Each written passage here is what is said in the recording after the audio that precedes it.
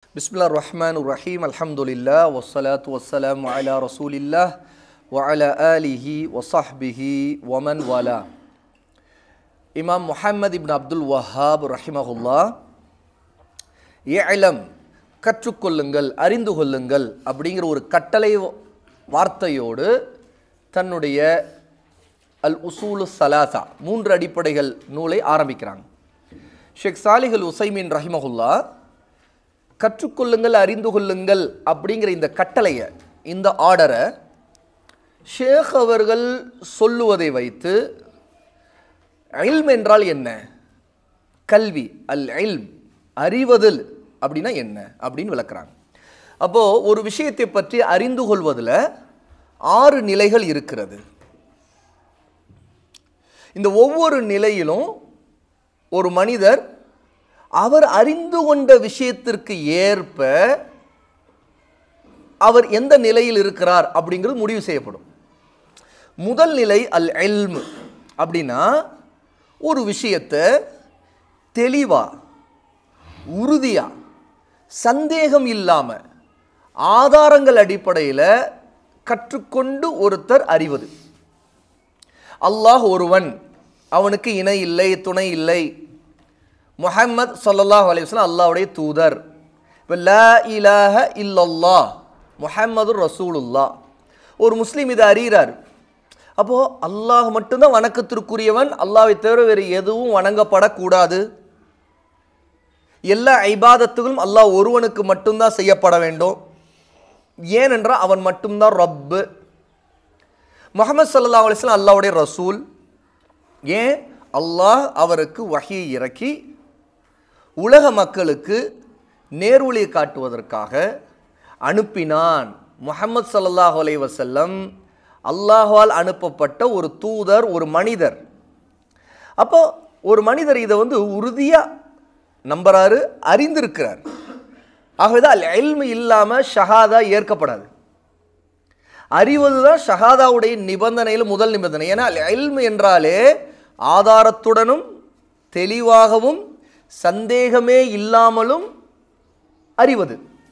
ஒருவர் இந்த நிலையில் அறிந்திருந்தால் மட்டும்தான் அது அல் இல்ம், அறிதல்.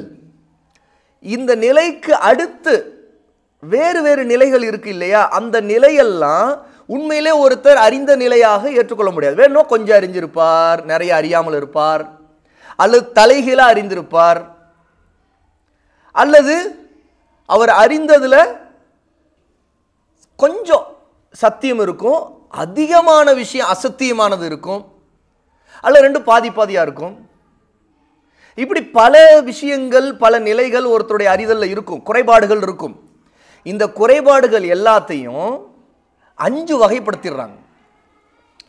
6 வகையான அறிதலில் முதல் வகையாக இருக்கக்கூடிய அல் இல்ம் என்பது தான் உண்மையிலேயே அறிதல். அதுதான் அல் இல்ம், அதுதான் கல்வி. அறிதல் என்பது ஒரு பொருளுக்குரிய உண்மையான நிலையை முழுமையாக உறுதியாக அறிந்து கொள்வதாகும் அப்படிங்கிறாங்க ஷேக் முஹம்மது சாலிஹ் அல் உஸைமீன் ரஹிமஹுல்லா. உறுதியாக அறிவதுனா யகீன், யகீன்னா உறுதிப்பாடு. அவர் அறிந்து கொண்டது யகீனா, அதில் அவருக்கு தடுமாற்றமே இல்லாமல் அறிந்திருக்கிறது. எப்படி லா இலாஹ இல்லல்லாஹ் முஹம்மது ரசூலுல்லாஹ் ஒருத்தர் அல்லாஹ் தான் வணக்கத்திற்குரியவன், முஹம்மது ஸல்லல்லாஹு அலைஹி வஸல்லம் அல்லாஹ்வுடைய தூதர் தான் அப்படின்னு அறிகிறாரோ, இஸ்லாம் அல்லாஹ் நமக்கு கொடுத்த ஹக்கான சத்தியமான மார்க்கம், இது அவர் அறிந்தார், ஆதாரங்களை படித்தார், குர்ஆனை படிக்கிறார், அவருக்கு தெரியுது உண்மை அல்லாஹ்வுடைய மார்க்கம் இஸ்லாம் தான், வேறு எந்த மதத்தையும் அல்லாஹ் ஏற்க மாட்டான். இந்த மாதிரி எத்தனை விஷயங்களிலும் இருக்கட்டும், அதெல்லாம் ஆதாரத்தோடு உறுதியாக அதை பற்றி அறிவோடு ஒருத்தர் தெரிந்திருப்பது தான் அல் இல்ம். இரண்டாவது நிலை அல் ஜஹ்லுல் பசீத். அல் ஜஹல் என்று சொன்ன அறியாமை. அல் ஜஹ்லுல் பசீத் அப்படின்னா ஒருத்தர் அறிந்திருப்பார், சில விஷயங்களை அறியாமலும் இருப்பார். உதாரணத்திற்கு ஒருத்தர் பத்ரு யுத்தம் நடந்தது அப்படின்னு அறிந்திருப்பார், அது யாருக்கும் யாருக்கும் நடந்தது என்பதும் அறிந்திருப்பார். முஸ்லிம்களுக்கும் காஃபிர்களுக்கும் மத்தியிலே நடந்தது. எங்கே நடந்தது அதுவும் அறிந்திருப்பார். பத்ர் அப்படிங்கிற ஒரு இடத்துல நடந்தது இந்த யுத்தம். அதில் யார் கலந்து கொண்டாங்க? முஸ்லீம்கள் என்றால் அதில் ரசூலுல்லா இருந்தாங்க, ரசூலுல்லாவோடு ஈமான் கொண்ட சஹாபா இருந்தாங்க, இதெல்லாம் அறிந்திருந்தார். காஃபிர்கள் என்றால் மக்கா முஷ்ரிக்குகள் ரசூலுல்லாவுக்கு எதிராக, சஹாபாவுக்கு எதிராக, முஸ்லீம்களுக்கு எதிராக கிளம்பி வந்தாங்க. அப்படி நடந்த ஒரு யுத்தம், ஒரு போர் தான் பத்ர். அறிந்துட்டாரா? ஆனால் எந்த வருஷம் நடந்தது, அதில் எத்தனை பேர் கலந்துக்கிட்டாங்க, அதோடு சம்பந்தப்பட்ட சில நிகழ்வுகள், சம்பவங்கள், இதெல்லாம் அவருக்கு தெரியல. அவர் பத்ர் யுத்தம் நடந்தது எல்லாம் தெரியும், ஆனால் அவருக்கு அந்த யுத்தம் சம்பந்தமான சில விஷயங்கள் அவருக்கு தெரியவில்லை. இது அவருடைய அறிவில் வந்திருக்கிற ஒரு குறைபாடு. இந்த குறைபாடு உள்ள அறிவைத்தான் அல் ஜஹ்லுல் பசீத் அப்படின்னு சொல்லுவோம். இது எத்தனையோ விஷயங்கள்ல ஒருத்தருக்கு ஏற்படலாம். ஜஹல் இருக்கலாம், அறியாமை இருக்கும்.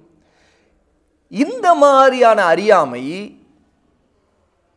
அறிந்தவர்களிடம் கேட்டு தெளிவு பெறுவதை கொண்டு நீங்கிவிடும். அப்படின்னா என்ன?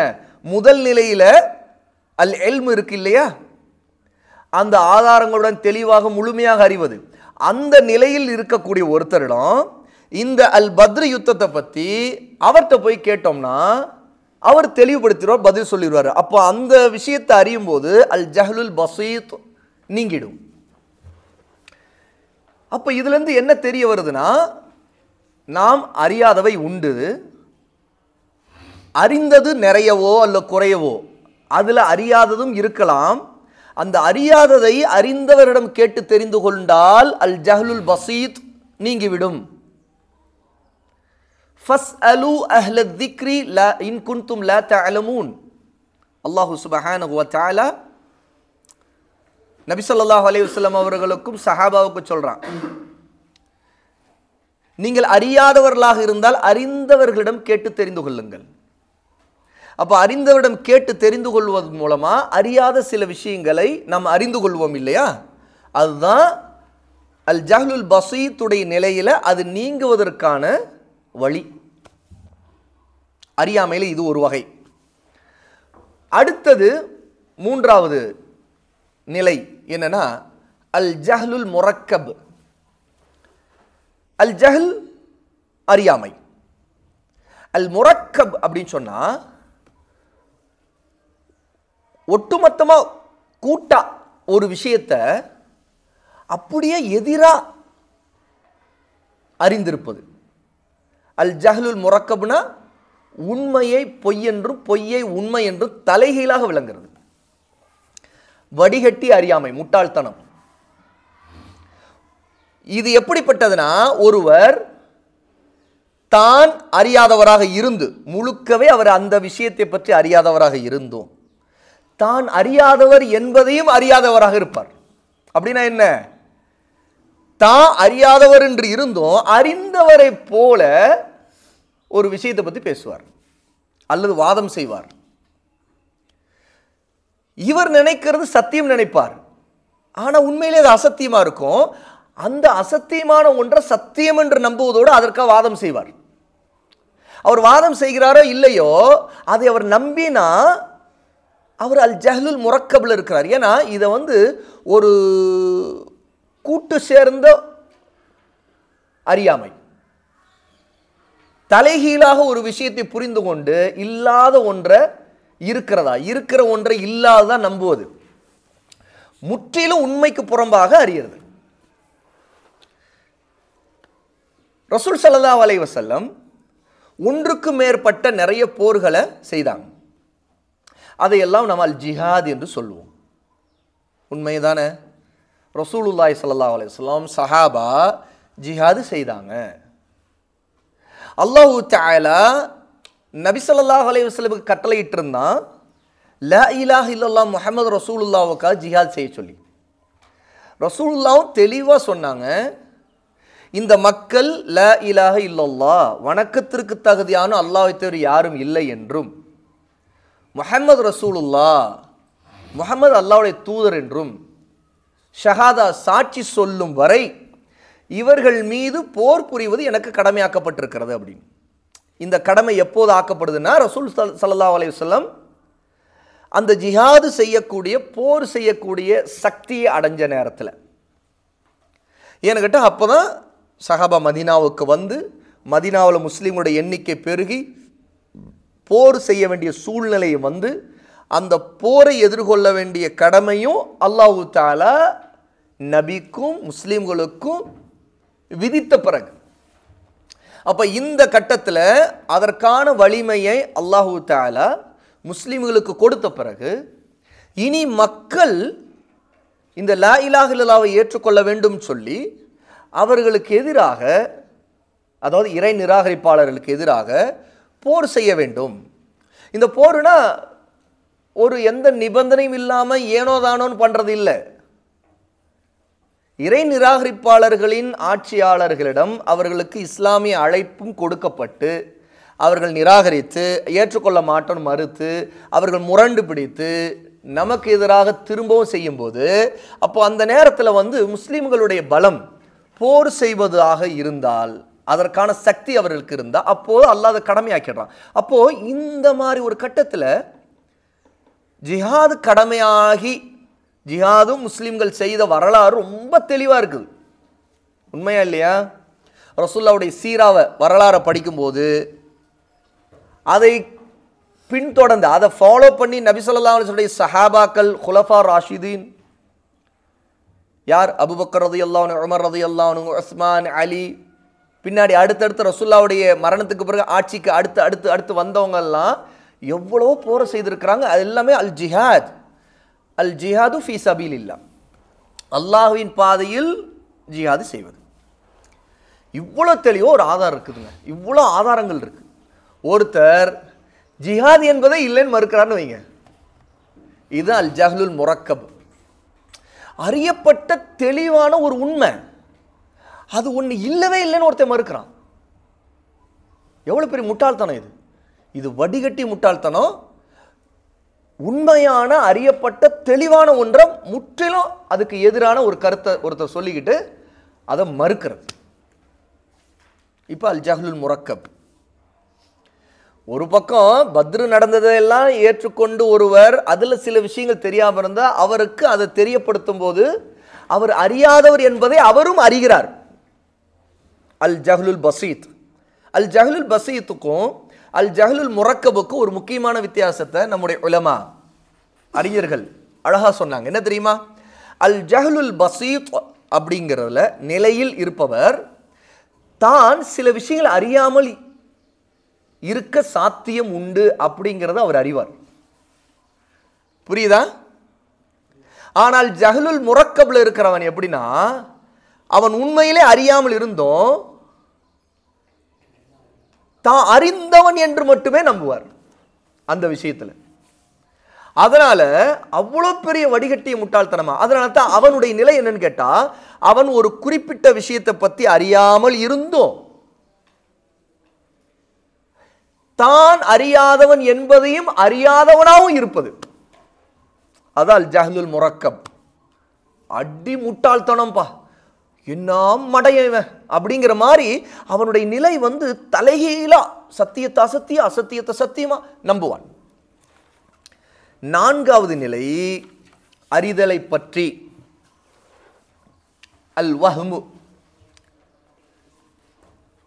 மாற்று கருத்துக்கு பலமான சாத்தியக்கூறு இருப்பதோடு ஒரு விஷயத்தை அறிகிறது. ஒரு விஷயத்தை ஒருத்தர் அறிகிறாரு, ஆனா அவர் அறிந்ததை விட, கவனமா கேளுங்க, அவர் அறிந்ததை விட அவருடைய கருத்துக்கு எதிரான ஒரு கருத்து இருக்கும் இல்ல, அந்த கருத்து ரொம்ப பலமா இருக்கும். ஆனா இவர் ஏதோ ஒன்று ரெண்டு சில விஷயத்தை அறிந்ததை வச்சு ஒரு தப்பான கருத்துல அல்லது ஒரு நிலைப்பாட்டில் இருந்து கொண்டிருப்பார். ஆனா அவருடைய அந்த கருத்துக்கு எதிரான கருத்து ரொம்ப பலமா இருக்கும். ஆனா இதை அவர் சரி நம்பிட்டு இருப்பார். இதுக்கு வந்து வலுவான ஆதாரமே இருக்காது. இப்படி வலுவான ஆதாரம் இல்லாமல் இருந்தும் ஏதோ சில விஷயங்களை அறிந்ததை வச்சு ஒரு கருத்தை ஒரு நிலைப்பாடு, ஒரு கொள்கையை, ஏதாவது ஒரு விஷயத்தை பற்றி அவர் ஒரு முடிவை எடுத்துக்குவார். ஆனால் அதுக்கு எதிரான ஆதாரம் ரொம்ப பலமாக இருக்கும். இப்படி புரிஞ்சுக்குங்க. தெளிவான உண்மை, இறந்தவர் அவர் பார்க்க மாட்டார், பேச மாட்டார், இயங்க மாட்டார் அப்படிங்கிறது உண்மைதானே? ரசூலுல்லாஹி ஸல்லல்லாஹு அலைஹி வஸல்லம் பத்ரு யுத்தம் நடந்த பிறகு முஷ்ரிக்குகள், காஃபிர்கள் கொல்லப்பட்டவர்களை பத்ரில் இருந்த ஒரு கிணற்றில் தூக்கி அவருடைய பிணங்கள் வீசப்பட்ட பிறகு அந்த பிணங்கள் உள்ளே இருக்கும்போது மேலிருந்து ரசூல் ஸல்லல்லாஹு அலைஹி வஸல்லம், இப்போது தெரிந்து கொண்டீர்களா நான் அல்லாஹ்வுடைய ரசூல் தான், உங்களுடைய இறைவன் உங்களுக்கு வாக்களிக்கப்பட்டதை அடைஞ்சிட்டீங்களா, தண்டனை வேதனை இது அடைஞ்சிட்டீங்களா அப்படின்னு ஒரு வார்த்தை பேசுறாங்க. பக்கத்தில் இருந்த சஹாபா கேட்டாங்க, அல்லாஹ்வின் ரசூலே அவங்க தான் இறந்தவங்களாச்சே அப்படின்னு. அப்ப ரசூலா சொன்னாங்க, இப்ப அவங்க அதை கேட்பாங்க அப்படின்னாங்க. இப்ப அல் ஆன் அப்படின்னா இப்ப, நவ், இப்ப நான் சொல்றதை அவங்க கேட்பாங்க. அப்படின்னா என்னன்னா, ரசூலுல்லாஹி ஸல்லல்லாஹு அலைஹி வஸல்லமுக்காக பிரத்யேகமாக ஸ்பெஷலா ஒரு ஏற்பாடை அல்லாஹ் அங்க செய்தான். ரசூலுல்லாவை அதுக்கு முன்னாடி வரை கடுமையாக எதிர்த்து ரொம்ப வெறுப்பையும் குரோதத்தையும் வெளிப்படுத்தி ரசூலுல்லாவை கொல்லணுங்கிறதுக்காக கிளம்பி வந்தவங்க தான் அந்த பத்ரில் குறைஷிகளுடைய தலைவர்களாக இருந்தவங்க. அந்த தலைவர்கள் தான் கொல்லப்பட்டு கிணற்றில் வீசப்பட்டிருக்கிறாங்க. அந்த பாலடைஞ்ச கிணற்றில், நீர் இல்லாத கிணறு அது. அந்த கிணற்றுகள் வீசப்பட்ட அவங்க ரசூலுல்லா தான் உண்மையான நபிங்கிறதும், அவங்களுக்கு அல்லாஹ் வாக்களிச்ச தண்டனை இப்போ கிடைச்சிருதுங்கிறதையும் ரசூலுல்லா இப்போ சொல்லும்போது அவங்க கேட்குற நிலையை அல்லாஹ் அந்த நேரத்தில் ஏற்படுத்தியிருக்கிறாங்க. அதுதான் இப்போ அவங்க கேட்பாங்கன்னு. பொதுவாக இறந்தவங்க கேட்கவே மாட்டாங்க, நம்ம பேசுறது அவங்க செவியுற மாட்டாங்க. இதுதான் ஹக்கு. இது ஒரு தெளிவான உண்மை, மறுக்க முடியாத உண்மை. இவ்வளோ தெளிவான மறுக்க முடியாத உண்மை அவங்க பார்க்க மாட்டாங்க, பேச மாட்டாங்க, அவர் எதையும் உணர மாட்டாங்க அப்படிங்கிறது தான் வெளிப்படையான உண்மை என்று இருந்தும், இந்த ஆதாரம் இப்போ அவங்க கேட்பாங்கங்கிறத வச்சு ஒருத்தர் இறந்தவங்க பார்ப்பாங்க, கேட்பாங்க, பேசுவாங்கன்னு தான் ஹதீஸ் இருக்குது அப்படின்னு சொல்லிட்டு அவர் அறிந்தது தவறாக இருந்தோம் அந்த ஒன்றை பிடிச்சிக்கிட்டு, அல்லது இதை அவர் இந்த ஆதாரம் இருந்தோ இல்லாமலோ எப்படியோ ஒன்று இந்த மாதிரி ஒரு விஷயம் அறியப்பட்ட தெளிவான ஒரு உண்மைக்கு மாற்றமா ஒரு விஷயத்தை அதில் ஏதோ சில அவருக்கு கிடைச்ச ஏதோ ஒன்றை வச்சு ஒரு நம்பிக்கைக்கு தள்ளப்படுறார், அல்ல ஒரு கொள்கையை, ஒரு நிலைப்பாடை அவர் எடுக்கிறார். இதுதான் வஹ்ம். ஆமா, ஒரே ஒரு ஆதாரம். அந்த ஆதாரம் கூட அவர் விளங்கின மாதிரி இல்லை. ஆக்சுவலி அந்த ஆதாரத்தில் அவருக்கு ஆதாரம் இல்லை, அதுதான் விஷயம்.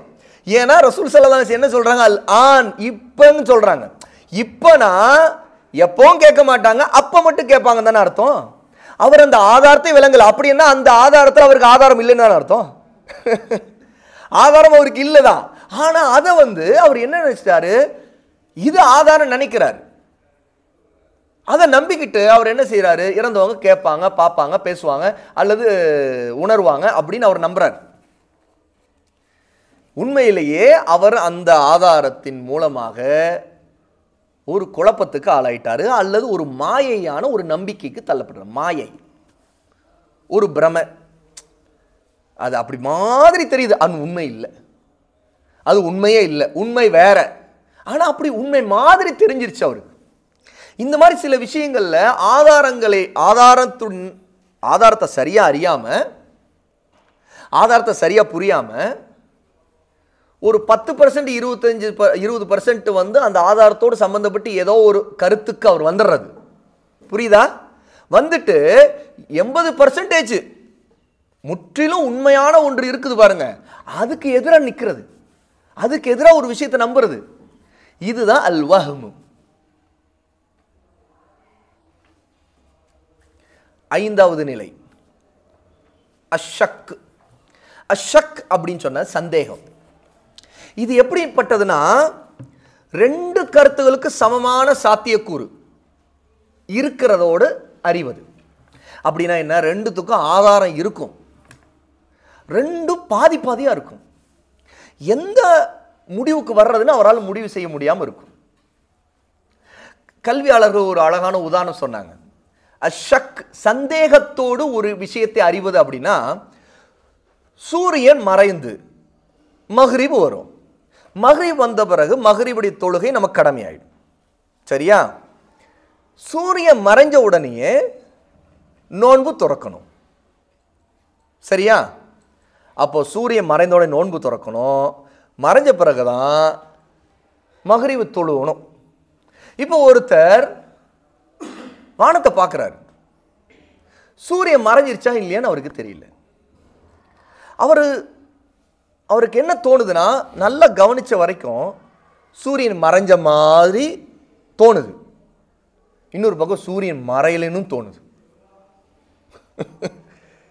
இந்த ரெண்டுத்துல அவர் ஏதாவது ஒரு முடிவை உறுதியா எடுக்க முடியல. உறுதியான முடிவு ஏதாவது ஒன்று வலுவா இருந்துச்சுன்னா அதன் பக்கம் சாஞ்சிடலாம்ல. ஆனா அவரால் உறுதியான முடிவை எடுக்கவே முடியல. இதுவும் தோணுது, அதுவும் தோணுது, அதுவும் தோணுது, இதுவும் தோணுது, ரெண்டும் சமமா 50-50 இருக்குது. இப்ப என்ன இதுல ஒரு சிரிப்பான விஷயம்னா, அவரு மக்ரிபும் தொழ முடியல, நோம்பும் துறக்க முடியல. என்ன புரியுதா? இப்போ சூரியன் மறைஞ்சாதானே நோம்பு திறக்க முடியும், சூரியன் மறைஞ்ச பிறகு தானே மக்ரிப் தொழ முடியும். நோம்பு திறக்க முடியல, மக்ரிபும் தொழ முடியல. ஏன்னா அவர் நினைக்கிறாரு சூரியன் மறையலன்னு, இன்னொரு பக்கம் சூரியன் மறைஞ்சிருச்சோ அப்படின்னு. சூரியன் மறைஞ்சதுன்னு ஒரு உறுதியான முடிவு எடுத்துட்டாருன்னா நோம்பு திறப்பாரு, மக்ரிபும் தொழுவாரு. இப்போ அவருக்கு மண்டை காயுது. ரெண்டு பாதி பாதியா அவர் மனசுல ரெண்டு சம அளவில் இருக்குது.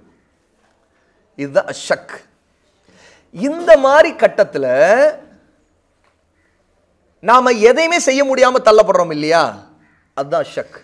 அப்போ அதனால தான் அந்த ஷக் மார்க்கத்தில் பின்பற்றப்படாது. ஷக்கான விஷயங்கள் இருக்குல்ல, அதுல நாம மார்க்கத்தை பின்பற்ற மாட்டோம். ஏன்னா மார்க்கம் எப்போதுமே தெளிவா, ஒன்று சூரியன் மறைஞ்சிருக்கணும், இல்லைன்னா மறையல, இதுதானே. ரெண்டுத்துல ஏதாவது ஒன்று தானே உண்மையா இருக்கணும். இப்படி ரெண்டுத்துல ஏதாவது ஒன்றுதான் உண்மையாக இருக்க வேண்டும், அதுதான் மார்க்கம். ரெண்டும் சமம் அப்படிங்கிற ஒரு நிலை வந்துச்சுன்னா மார்க்கமே அந்த இடத்துல இல்லை. ஏன்னா நான் ஒன்னே செய்ய முடியாது, நான் தொழவும் முடியாது, நோன்பு திறக்க முடியாது. இப்போ நான் மாட்டிட்டு முழிக்கிறேன்.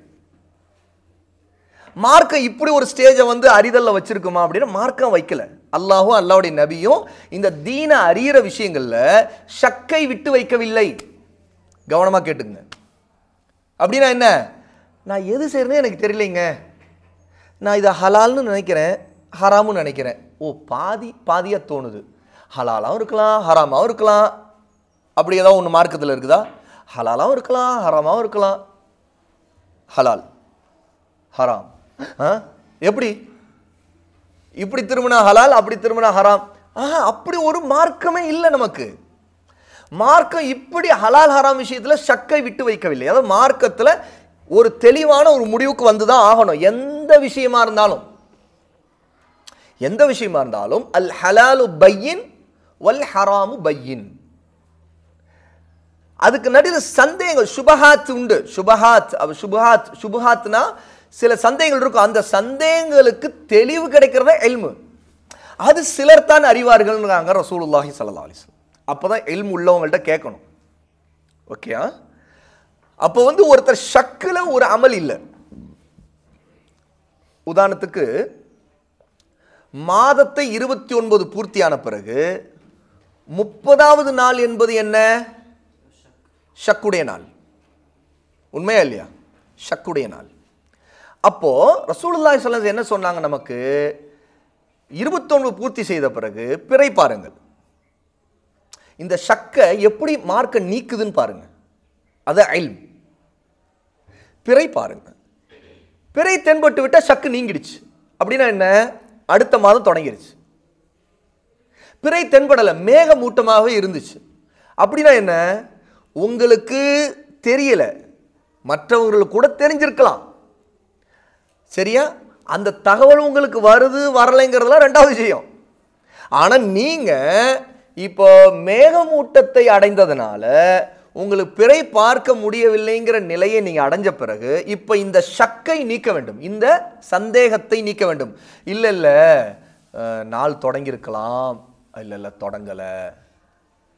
இப்படி கேட்டால் தொடங்கலைங்க, ஆமாங்க இந்த பிறைய தெரியல. அந்தவங்க கேட்டால் தொடங்கியிருக்கும், அது எப்படி?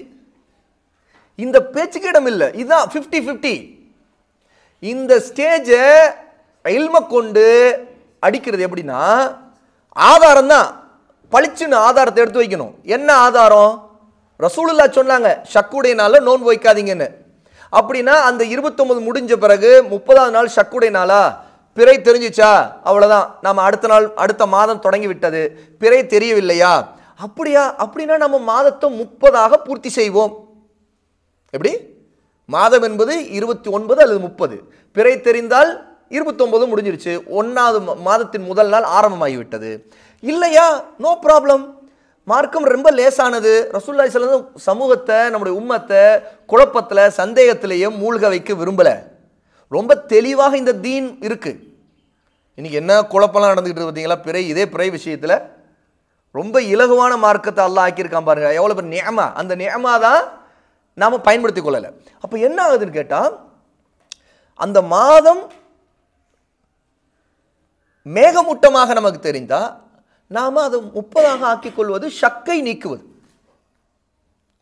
இது எல்லாமே 50-50 இருக்கக்கூடிய இந்த பாதி பாதியாக இதுவும் அதுவுமாக இருக்கலாமோ அப்படிங்கிற குழப்பத்தை நீக்குவதற்கான இல்ம்.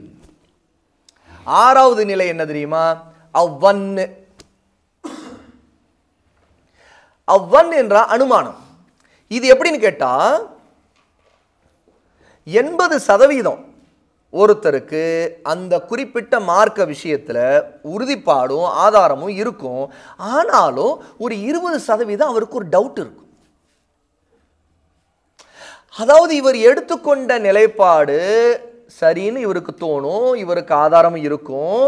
ஆனாலும் இதுக்கு மாற்று கருத்து ஒரு 20%, அதாவது பலவீனமான நிலை. அந்த 20ங்கிறது பலவீனமானது. இப்படி ஒரு நிலையை ஒருத்தர் அடைஞ்சிறது. இந்த இடத்துல அவர் கொண்டிருக்கக்கூடிய ஒரு அனுமானம் வருதுல, அவருக்கு ஒரு சந்தேகம். இதுவும் ஒரு சந்தேகம் தான். ஆனால் இது முதல்ல நம்ம இதுக்கு முன்னாடி பார்த்தா அஷக்கு போல இல்லை. அஷக்கு 2 பாதி பாதியாக இருக்கிறது. ஆனால் இந்த அவ்வன் அப்படிங்கிறதுல பாதி பாதி நிலை இருக்காது. ஒரு கருத்தை அவர் அறிந்தது வலுவாக அவருக்கு இருக்கும், அதற்கு மாற்றமான ஒரு கருத்து பலவீனமாக அவருக்கு தெரியும். ஓகே, அப்போ இது அப்போ என்ன செய்வார்னா, அவர் எது ரொம்ப வலுவாக இருக்குதோ அவருக்கு அதை எடுத்து அமல் செய்துருவார். ஒருவர் தன்னுடைய வுது முறிந்து விட்டதா இல்லையாங்கிற ஒரு குழப்பத்துக்கு ஆளாகிறார். இப்போ நினச்சி பாருங்க, அவர் வுது முறிஞ்சிச்சு முறியலை அப்படிங்கிறத ஷக்கு போல பாதி பாதியா முடிவெடுத்தார்னா அவர் என்ன நிலை, அவர் நிலைமை என்ன? என்ன அவரால் எந்த முடிவு எடுக்க முடியாதுல்ல. அவர் எனக்கு உது முறிஞ்சிருச்சு, இல்லை இல்லை முறியவே இல்லை, முறிஞ்சிருச்சு, இல்லை இல்லை முறியவே இல்லை, இதில் முறிஞ்சிருச்சு, இல்லை இல்லை முறியவே இல்லை, இப்படியே மாறி மாறி மாறி மாறி பாதி பாதியா நின்றார்னா அவர் ஷக்கில் இருக்கார். இப்போ மார்க்கம் அவருக்கு என்ன சொல்றது? மார்க்க சட்டத்தை அவர் எப்படி சொல்றது? அவர் இந்த ஷக்கத்தான் விடணும், ஒரு தெளிவான முடிவுக்கு வரணும். அவர் அது அவ்வன்னாக இருக்கலாம். அவ்வன்னுனா அவர் யோசிக்கணும். யோசிக்கிறப்ப எந்த முடிவு ரொம்ப ஆதிக்கம் செலுத்துது? உதாரணத்துக்கு அவர் நல்லா யோசிச்சு பார்த்த வரைக்கும் உது முறிஞ்சிச்சாங்கிறத, அவரிடம் காற்று பிரிந்த சப்தம் கேட்டுச்சா அவர் யோசிக்கிறார். இல்லையே. துர்நாற்றம் வந்துச்சா? இல்லையே. ஆனால் அவருக்கு காற்று பிரிஞ்ச மாதிரி உணர்வு இருக்கு. இதுதான் இப்போ அவருக்கு பிரச்சனையே. காற்று பிரிஞ்ச உணர்வு இருக்குது, அது ஒரு 20% இருக்குது. ஆனால் அவருக்கு துர்நாற்றமோ அல்லது சப்தமோ கேட்கவில்லை இல்லையா? இந்த நிலையில் அவர் இருக்கிறார் இல்லையா? இது அவர் வன்னுங்கிற அந்த நிலையில் இருக்கார். அனுமானமா. அது இந்த அனுமானம்ங்கிற நிலை ஏன்னு கேட்டா, அந்த ஒரு 20% அவருக்கு வந்து உணர்வுன்னு ஒன்று இருக்குல்ல, அந்த உணர்வு தான் அவர் பிரச்சனை பண்ணிட்டு இருக்குது. இப்ப இந்த நேரத்தில் அவர் என்ன முடிவெடுக்கணும்னா, தன்னுடைய ஒது முறியவில்லைன்னு தான் முடிவெடுக்கணும். ஏன்? என்ன காரணம்? சப்தம் வரல, துர்நாற்றம் வரல, உணர்வு இருக்குது பிரிஞ்ச மாதிரி. அது 20% தான் பார்த்துக்கணும். ஏன்னா ரசூல் ஸல்லல்லாஹு அலைஹி வஸல்லம் இந்த வண்ணை நீக்கத்தான் நமக்கு சட்டம் சொன்னாங்க. சப்தமோ துர்நாற்றமோ வரவில்லை என்றால் அவர் உது முறியவில்லை என்றே முடிவு செய்யட்டும். வஸ்வாசுன்னு சொல்லலாம். வஸ்வாசு சில நேரத்தில் இந்த வன்னும் வஸ்வாசுக்கும் ஒரு தொடர்பு இருக்கலாம், அல்லாஹு அலம். ஆனால் இது ஒரு அனுமானம். இந்த அனுமானத்தில் அவர் ஒரு சரியான கருத்தை எடுத்திருப்பாரு. அந்த சரியான கருத்தை டிஸ்டர்ப் பண்ணக்கூடிய, இடையூறு செய்யக்கூடிய ஒரு கருத்து அவருக்கு இருந்துகிட்டு இருக்கும். சொல்லப்போனா இந்த பிறை பிரச்சனையில் ஒரு குழப்ப முரண்பாடுகள் நம்ம மக்களுக்கு மத்தியில் இருக்கு இல்லையா, அது எல்லாமே வன்னு தான். ஒவ்வொருத்தரும் அவங்க ஒரு கருத்தை எடுக்கும்போது அந்த கருத்து வந்து 80% எடுத்துக்கிறாங்க இல்லையா, ஒரு 20% ஆப்போசிட் கருத்து டிஸ்டர்ப் பண்ணிக்கிட்டே இருக்கும். உண்மையிலே வந்து இதை வந்து நம்ம இன்னைக்கு இருக்கக்கூடிய இந்த சர்வதேச பிறை, லோக்கல் பிறை, அதாவது காசி, அதாவது தலைமைத்துவம், அதாவது நமக்கென்று இருக்கக்கூடிய அறிவிப்பாளர், நாம் வாழக்கூடிய பகுதியில் இருக்கக்கூடிய மக்கள் எல்லாம் பின்பற்றுவதற்கு எடுத்துக்கொண்ட ஒரு அறிவிப்பாளர் தான் காதி. அவருக்கு கீழே தான் மக்கள் எல்லாரும் அவருடைய அறிவிப்புக்கு பிறகு மக்கள் எல்லாம் நோன்பு வைப்பார்கள் அல்லது நோன்பை விடுவார்கள்.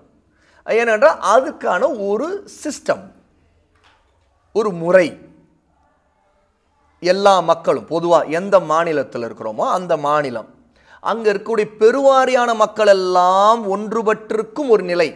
அந்த ஒன்றுபட்டிருக்கும் நிலை யாருக்கு கீழ் இருக்கிறதோ அவருடைய அறிவிப்பு தான் எல்லா மக்களும் எடுத்து நடைமுறைப்படுத்த வேண்டிய, அதாவது முஸ்லீம்கள் எல்லாம் ஒன்றுபட்ட நிலையில் இருக்கும்போது அந்த அறிவிப்பை தான் எடுத்து நடைமுறைப்படுத்தணும். அதில் நடுவில் குறுக்கிடக்கூடிய எந்த ஒரு சிறு கூட்டத்தார், தனிநபர்கள், அவங்களுடைய அறிவிப்பு எதற்கும் மதிப்பில்லை. மார்க்கத்தில் ஷரியத்துடைய சட்டப்படி மதிப்பில்லை.